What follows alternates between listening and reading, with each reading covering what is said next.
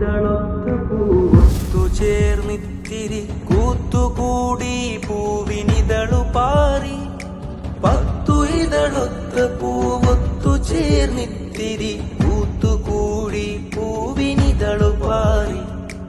എല്ലാം ഈ പൂവിനൊരു ഹാരം, എന്താണി പൂവിനധികാരം?